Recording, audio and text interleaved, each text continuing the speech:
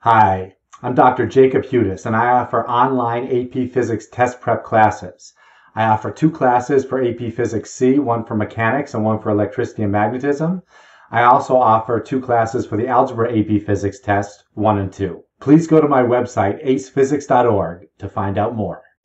This is a video about money and stipend and living expenses as a graduate student. The title is Graduate School Money Stipend. So first of all, anyone in a physics PhD program gets their tuition covered and is given a living stipend. For example, I'm given $850 roughly two times per month. It's every other Friday, so that's a little bit more than twice a month.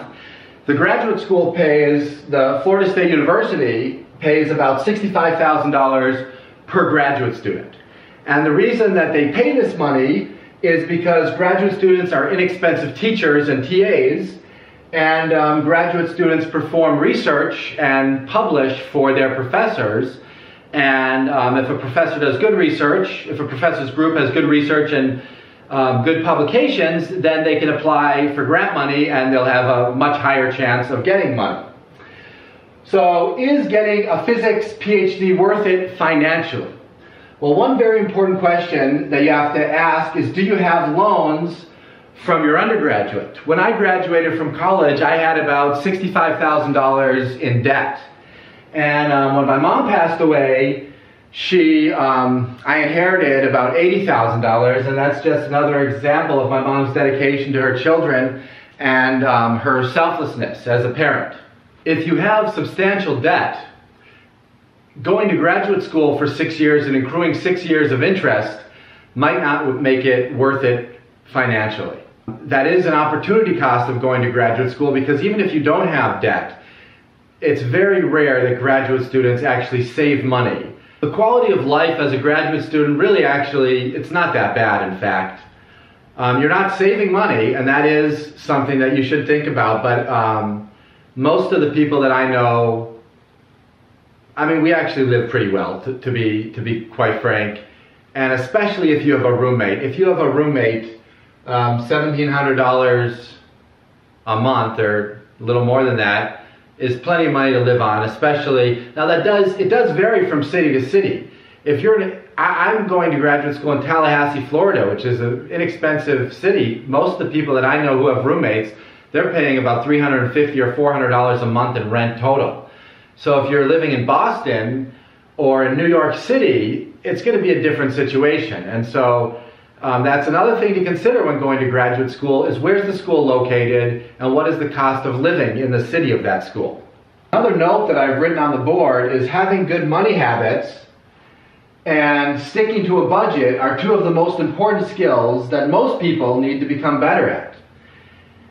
And when I came into graduate school, I had about $65,000 in student loans. And obviously part of that was because I had to pay for my very expensive undergraduate university. My dad helped me pay, and that was really wonderful of him, but he wasn't able to give me the full tuition cost because college is so expensive.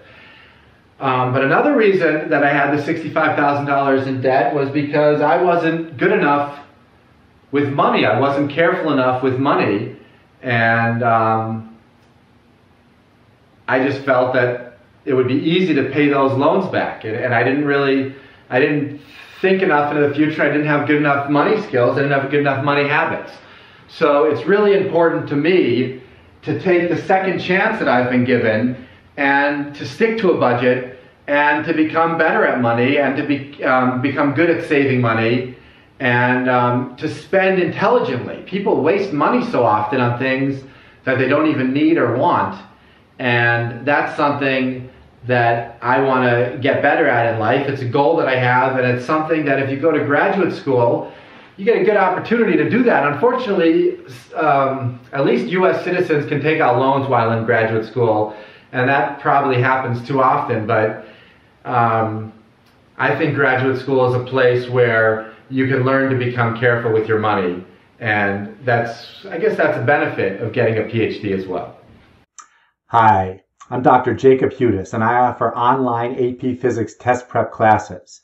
I offer 2 classes for AP Physics C, one for mechanics and one for electricity and magnetism. I also offer 2 classes for the Algebra AP Physics test 1 and 2. Please go to my website, acephysics.org, to find out more.